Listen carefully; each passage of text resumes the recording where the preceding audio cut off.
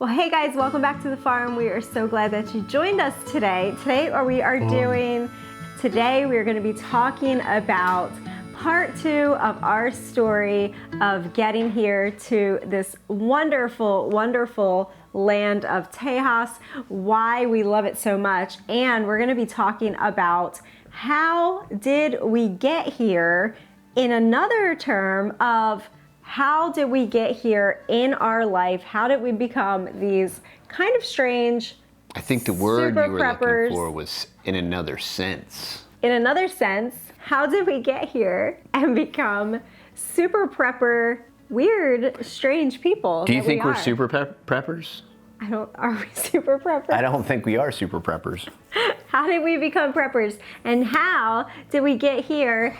And well, this is gonna be long. There's a lot to cover. There's a lot to cover tonight. And where did we think we would be? Oh, I mean, I like the topic, but man, that's gonna be long. Where did we think we were gonna be at this stage of our life, back in our early newlywed self?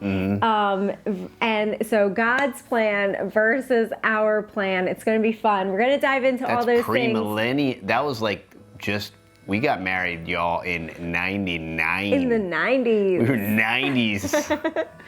So it's going to be fun. Grab some coffee, grab some tea, sit back and relax. We're going to tell you everything you need to know. We're going to tell you everything. So, okay, so let's just dive into the second half of getting down here to Texas. We left the frozen tundra of the frigid Northeast.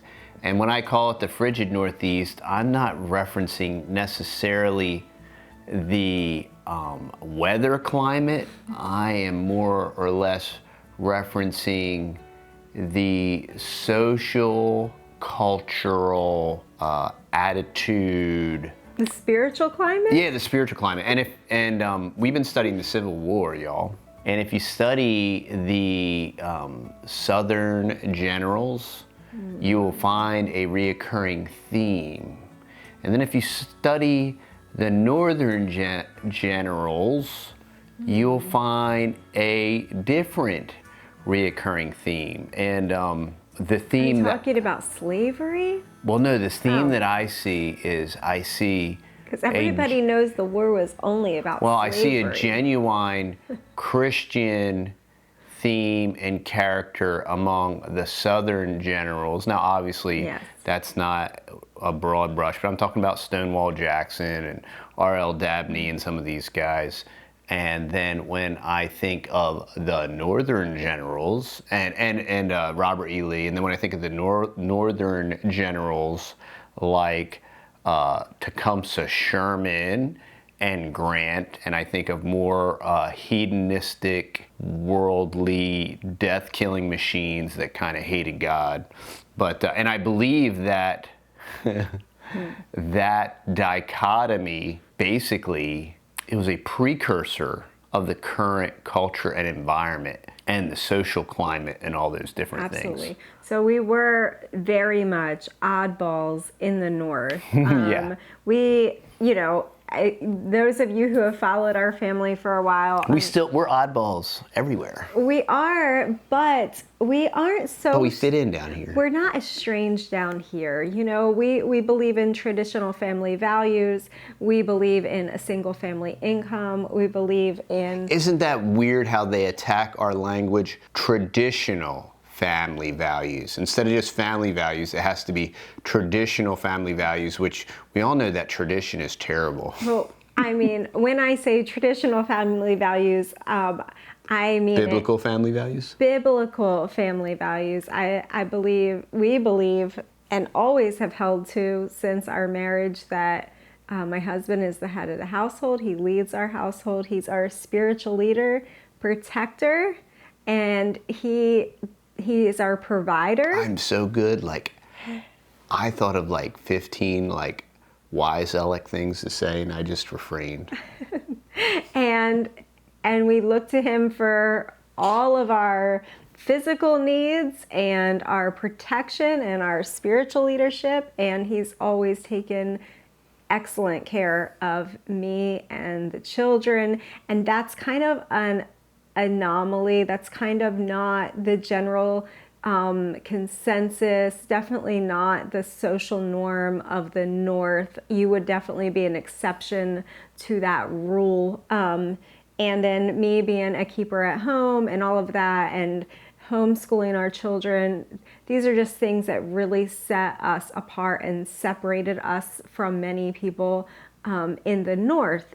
It happens. There and are. In the South, but yeah, there are people. We do fit in better down here. But we do fit in a lot better. There are a lot more of our people down here, and we knew that there were in several different states. We just ended up choosing Texas, and you know, we didn't know 8.5 years ago we were choosing to live on the surface of the sun, but this year.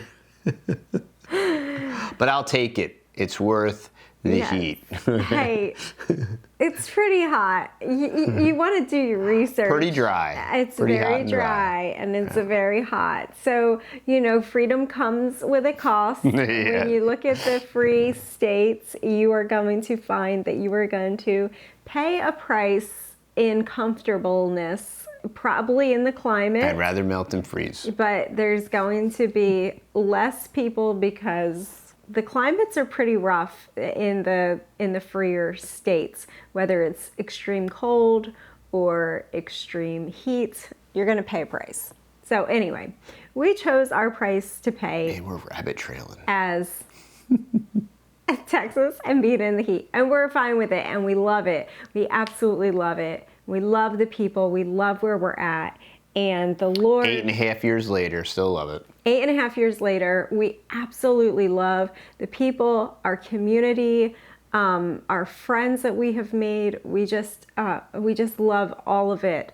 So that's a big deal, and it's something to consider is the culture where you're moving to. Are you adaptable and changeable, or are you set in your ways? And that's a big deal. I think you do have to have that mindset of being willing to adapt and adjust and change, and really leaving everything behind, and being able that open to new ideas, new ways of thinking, and all of that. That's slower ways of doing things. Absolutely. When you ask people for things like hay, you get a story, maybe a 20 or a 30-minute story. You might not ever get any hay. You might not get any answers directly. But you'll get a very long story, and you'll get a lot of apologies, and you may or may not get what you're looking for. Yes.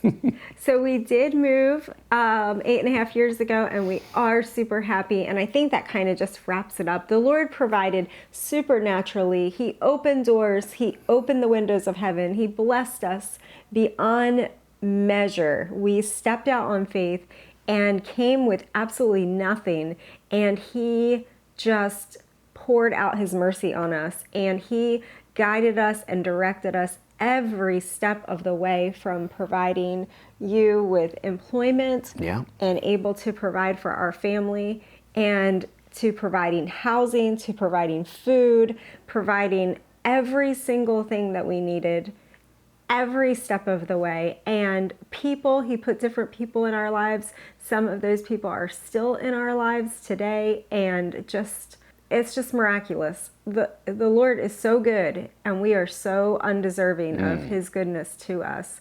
Amen. And but a few months into it, what was it, like 6 months or 9 months into it, He provided us with this house. Yep, it was about, so we got our rental, and that was February. That was in February, and then we were here in October.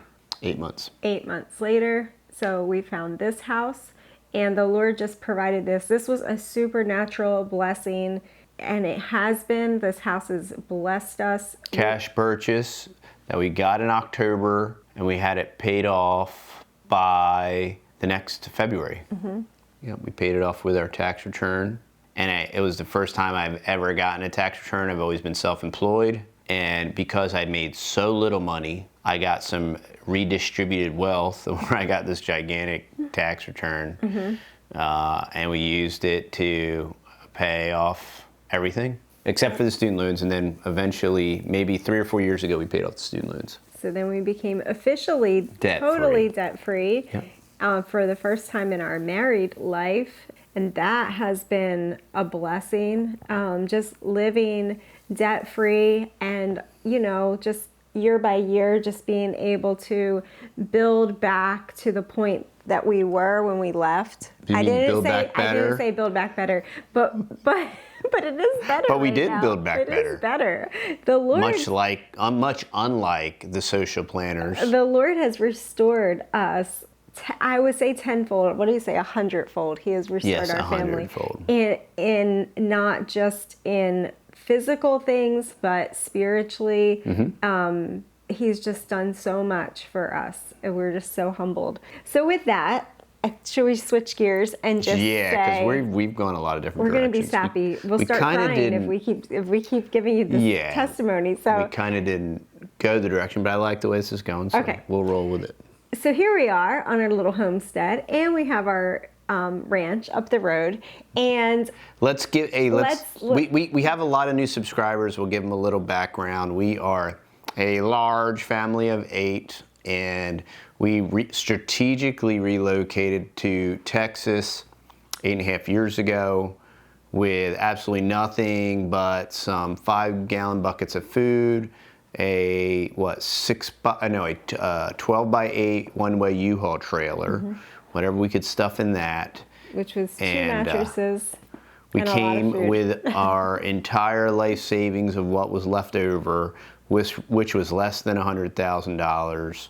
And in 8.5 years, we've bought a home, established a homestead, poured in some infrastructure, bought a ranch, bought some cows, bought another property called Legacy Farm, and we're going to be making some cool announcements very coming soon. Once all the paperwork is signed. Lord willing. Lord willing. We do not presume, so that's why we're not going to tell you. Yes, because we don't want to take it back. Until it's a done deal, all right, y'all? So, the Lord giveth, and the Lord taketh away. We have learned that lesson. And we can speak from experience.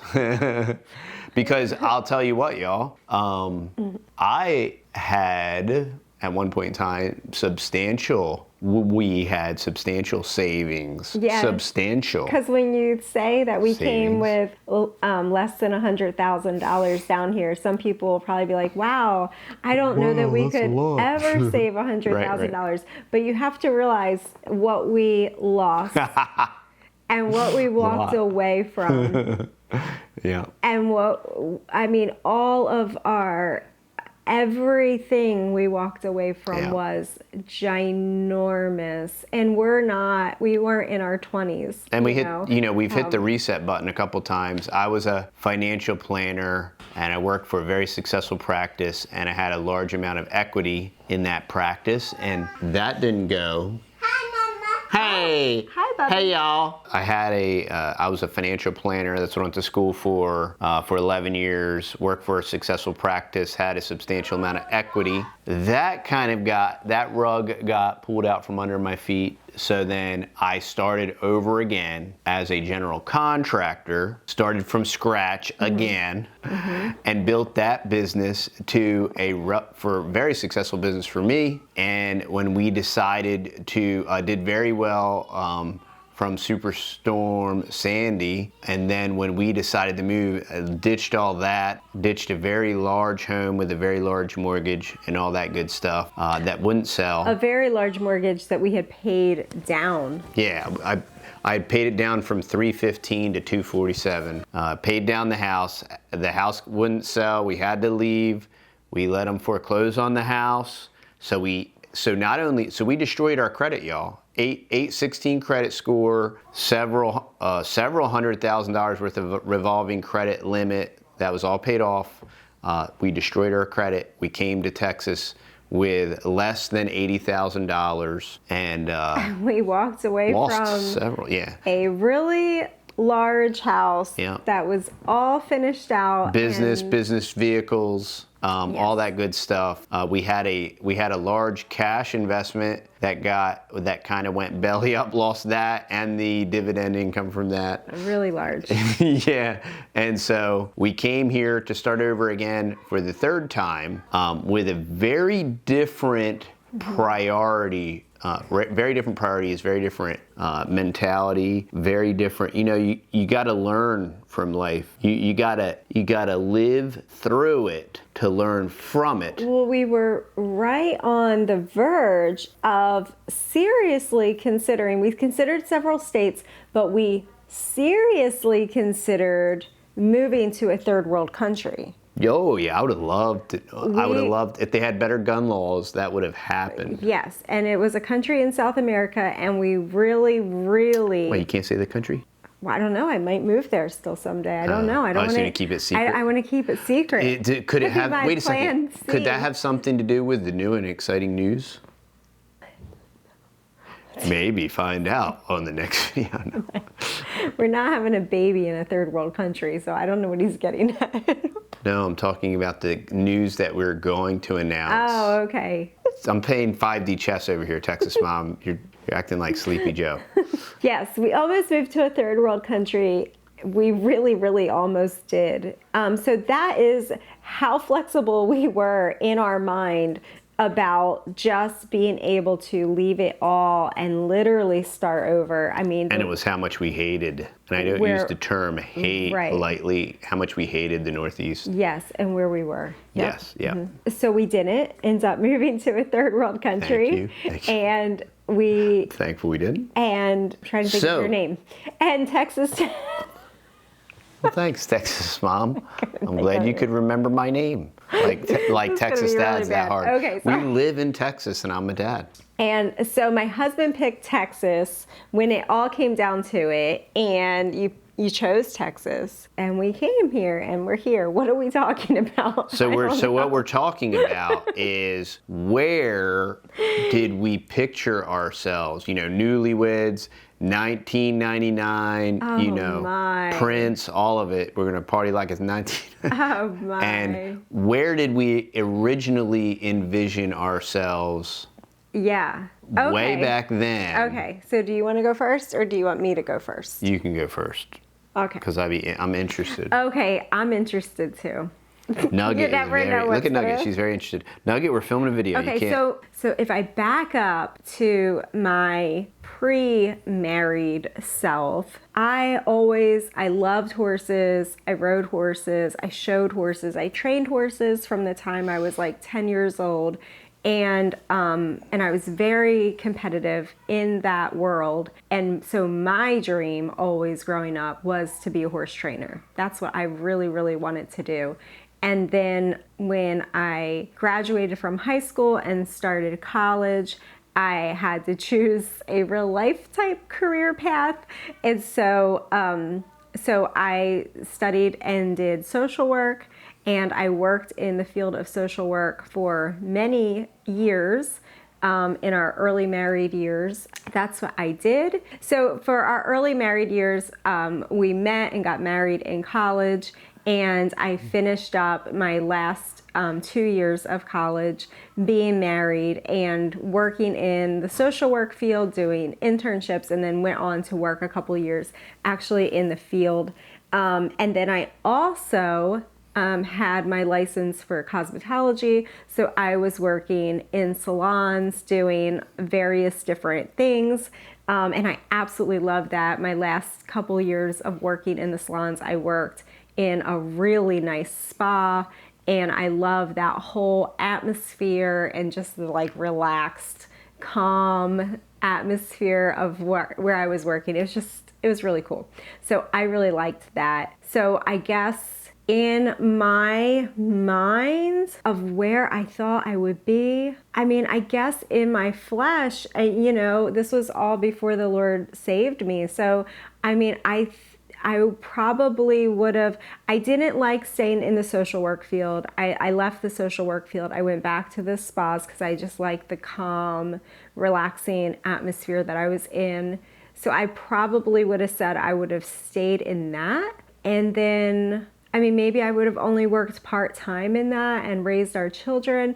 I don't think I would have said that I would have homeschooled. Definitely not. I think I would have said that I would have just kept them in a Christian school and been able to, you know, have... No, because I said all Christian school kids are fakes and Christian school is terrible and their curriculum's terrible. And unfortunately, the kids are borderline retarded that go there. And so my kids are going to public school. Right, that was your idea. And that's what I said. Yep, that was your idea. That was my idea. Yeah. And that was back when I was mentally retarded. And so... And you do say retarded because we're from the 80s. We were 80s kids. When you could say retarded. And everything was retarded. That was the word that you used to describe pretty much everything. And back when, it didn't mean anything. It just before meant... cultural Marxism and...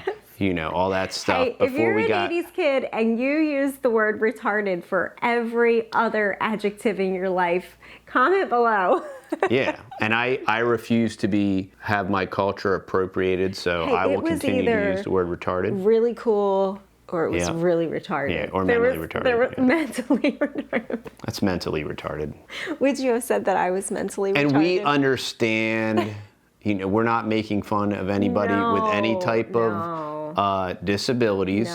No. We've experienced, you know, and we have family members and all that stuff. So it's not obviously. No, and before you could funny. Before you could talk and you could be funny and it didn't have to offend the entire world. It's just a funny joke. Way back then, before pre-cultural Marxism. Yes, we're not talking about family members. And why am I explaining myself? Because that's the other thing I hate, when you have to explain yourself. So we don't explain ourselves. It was a thing back then. It was the 80s. Right, and I wanted, you know, I was always, I didn't know, grew up poor. I grew up in a Christian home, so I was socially awkward. But, you know, this was before I was saved, so I wanted to be successful. You know, I wanted to be successful. Oh, can I say one more thing about what I think? Sure. I think that I would have really, really thought that we would have stayed close to the beach.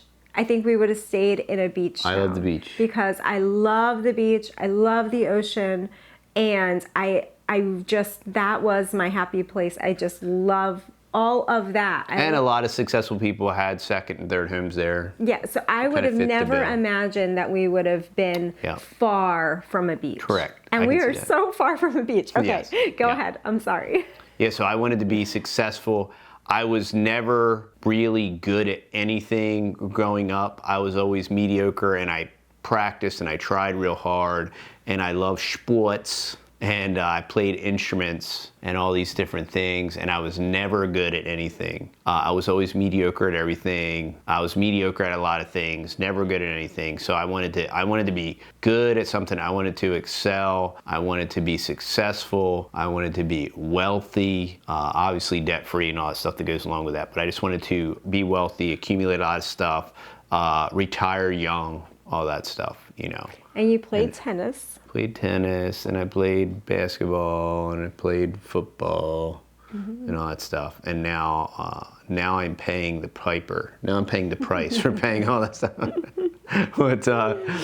But that's what I wanted to do. So what did you think that would kind of look like? What did you kind of... So I thought it would look like financial planner, 80 million under management with, you know, high six-figure, medium, you know, $500,000 worth of reoccurring income, everything paid off, couple, 2-3 different homes, couple, 2-3 different cars, boats, small yacht, maybe a small, definitely like a leisure boat, you know, a couple different homes, vacation a lot, do a lot of tropical island stuff. That's where I saw myself way back then. How many children did you think you would have? 1 boy and 1 girl. Really? Is that what you thought? Yeah, and a white picket fence and the American dream. Okay.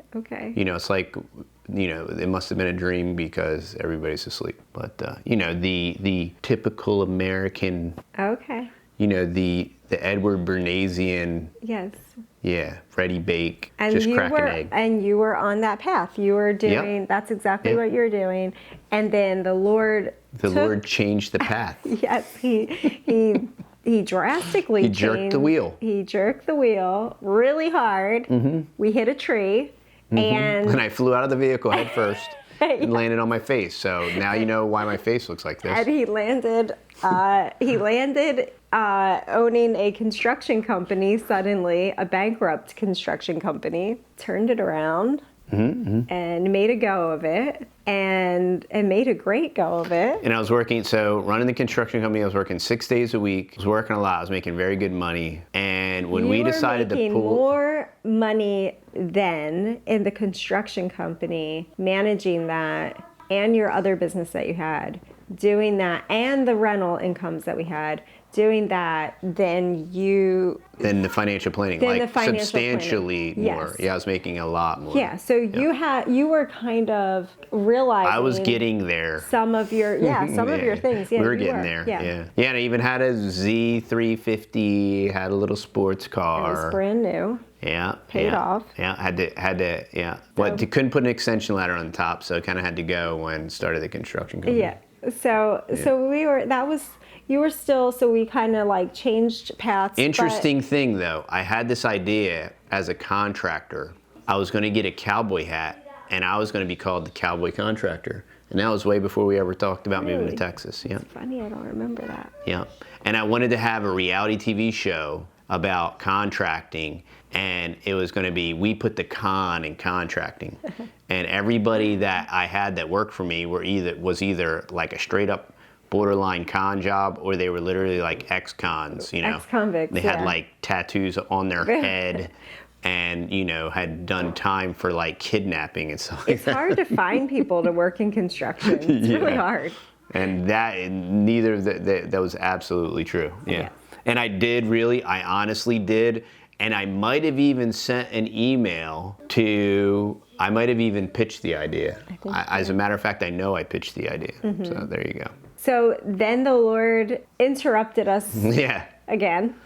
And, working so much and having 3 little children, and I'd work a lot, and then I'd come home and watch the sports ball, and put them on my lap. The daddy time was watching the NFL, brain dead stupid stuff like that with your son on your lap. Oh, son, watch them catch the ball. Look, this is important. Watch them drink the beer and all that stuff. When we decided to move, I said, I'm not doing that anymore. And the other thing, knowing that Texas mom had a degree, I said the other thing is it would be very easy for you to move, to get a job, and to make really good money right away. And I said, we're not doing that either. And I didn't know if I was going to start up a construction company again. That was my original intention. And that didn't happen, and I'm glad it didn't happen. I started working for a construction company. It was really rough the first couple years, started doing very well, and now I work 4 days a week, and so far every year do a little bit better. Our needs are completely met, and God is good, and He is faithful, and we are thankful, we are blessed. It's not because I'm smart. When the wheel jerked and I hit my face on the tree, it's not because of my looks, but it's the grace and mercy of God. And it's 8.5 years, and I am so thankful for our life. And the one thing that I want to always be communicated in our videos is how thankful we are. We can talk about real stuff, and we can point things out and all that stuff, but you have to be thankful, you just have to be thankful, and I am so thankful. I'm usually the first one to get up every day, and all my peoples are sleeping, and I look in the rooms and I see my people sleeping, and I'm just so thankful. And I go outside to get in my truck, and the ducks are waddling around. Maybe I'll pick up some eggs, look at some of the trees. Tom will give me a gobble.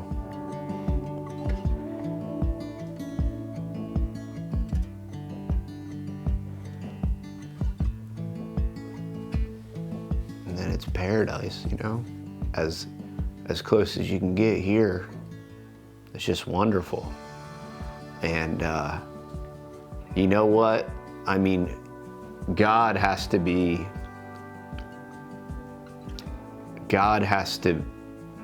responsible, but you can live a dream or you can live a nightmare. You know, you can live a dream, you can live your dream, or you can live a nightmare. And you're not going to live your dream without the intercession of God. But you can live a dream, and it won't always be perfect, and there'll be lots of struggles, and there'll be lots of bumps in the road, and there'll be lots of challenges and lots of stuff. There'll be lots of stuff. There'll be lots of things that you didn't plan for, and there'll be lots of things that you can't plan for, and there'll be lots of twists and lots of turns. But you can live a dream. And our life is absolutely, I always think, I'm like, if people could just experience this. And you know what? A lot of people never will, because they're not willing to break the cycle. They're not willing to observe the masses and do the opposite.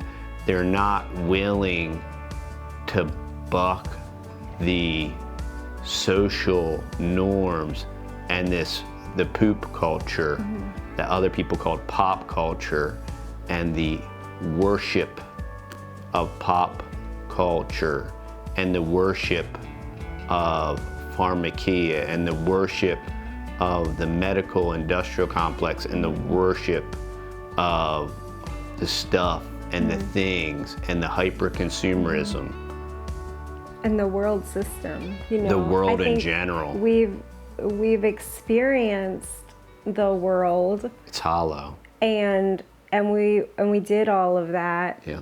And we did the college, and we did and we did what the world tells you to do. And we wanted all of the things that the world tells you to want and desire.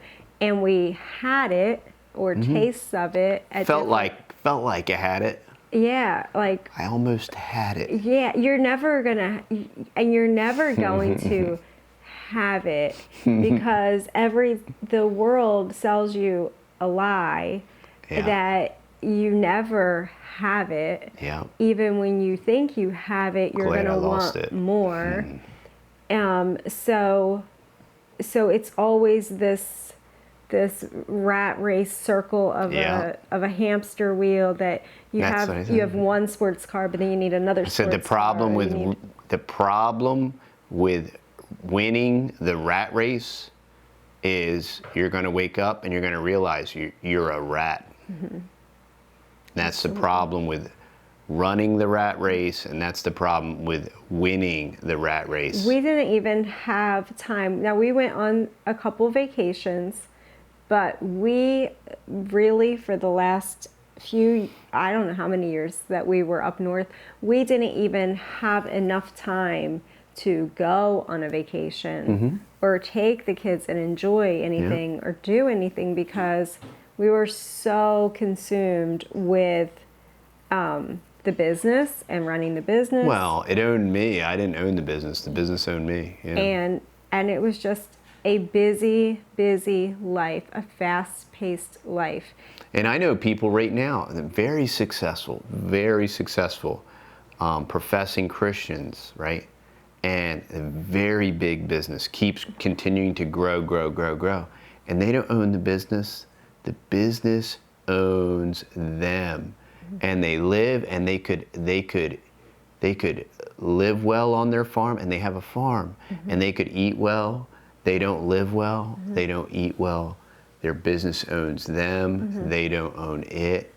And it's eating their lunch, and they're sick, and they're not happy. And I think the other thing that we had to focus in on, and we always kind of did it, but it's a sacrifice, and it's a decision to stay with it, is to honor the honor the roles that God has given us as a married couple, and for me to be the wife and for you to be the husband, and to honor those biblical roles that the Lord has given us. Observe the masses, do the modern culture says we're going to destroy the social norms. We're going to shatter the traditional whatever values or whatever their new speak is. And it's observe the masses and do the opposite. And we can appreciate these biblical roles and gender roles and that biblical headship and order because we have done it the other way, we've seen it the other way, we've lived it the other way, and we know, so we can appreciate the truth and living in truth, and how simplistic life can be when you stay within those confines. And mom does these things and dad does these things, and everybody knows what they're doing, and there's no who's supposed to be doing this. Well, no, we don't have to worry about who's supposed to be doing this because she does this and he does this, and this is, we can do those things really, really well separately. And then it brings order to the home and to the children. And there are several times, well, like you're saying, probably at least 3 times in our marriage that we kind of hit these massive crossroads where it would have been really easy for me to go back to work and provide an income for the family. And every time we came to those, you were like, we're going to do it God's way. We're going to obey God's order. And even if it means we have to sacrifice temporarily to do that, we're going to honor him. And in doing that, it all works. Even if it means sacrificing permanently. But here's the thing. We did what the Lord designed us to do. And he blessed it. Right. As a married couple, we're not speaking about single people. We're not speaking about... You don't have to explain yourself. We're not, you know what I mean? We're not speaking to every situation. We're speaking about a married couple. Of course, right. Yeah. And it's weird. I still think it's weird that in this new modern society, you have to explain yourself because there's no more self-evident truth. Right. The founders talked about, we hold these truths to be self-evident. Right. It's all self-evident truth. Right. Now truth is relative. Now it's your truth. Right. And we're not talking about like extreme circumstances of like, my husband got hit in a car accident and now he's, of course, paralyzed and I had to go to work. I mean, there are extreme, we're not talking in the extreme. We're talking about our life, our experience. If you want to be offended, you'll be offended. Our marriage and what we chose to do because, we were both physically able of working if we chose to do that in an outside capacity. And I believe truths are self-evident, you know what I mean? So, and we want to live our lives in a way that the truths, God's truths are self-evident and they're evident in our life. And, and we're blessed, we're thankful, we're happy to be here in Texas on the surface of the sun.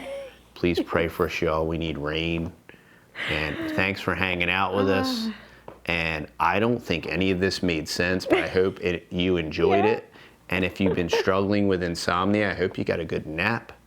And I'm going to raise the tone of my voice. I'm going to clap my hands 3 times. And when I do, you will awake, being renewed, refreshed, and invigorated, and going for it. You will hit all your goals. Wow. Is that you're going to be like I'm going to be like Shad Helmstetter. Nobody knows who that is. I bet you there's people watching that know who Shad Helmstetter is. There's people from the 90s that are watching. That's right. And they know who he is, and they're all saying, that guy's retarded. I used to be into neurolinguistic programming before I learned that it's witchcraft. And I no longer subscribe to any of that voodoo. You used to be into a lot of things before you were saved. Yes, I did. That's true. That's true. All right, Mom. Okay, I hope that that was a blessing to you. I hope you enjoyed today's video, guys. You probably just got a lot of random facts about us. Maybe that's what we'll call this, random facts about us, because this is just pretty random. Random crazy. But maybe you feel like you get to know us a little Matt better. has to edit this. By that, maybe we shouldn't edit it. We'll just put it up raw. Let it be. Whoa. Just let it be what it is. With all the interruptions and everything, check that out. You should. That'd be great. All right. Well, you may have to edit it a little bit. A little bit. Yeah. All right. I hope you have a wonderful, wonderful day. Thank you so much for joining us and putting up with us and all of our nonsense. And we hope that you come back and you spend some more time with us again. We'll see you guys. See y'all. Bye-bye.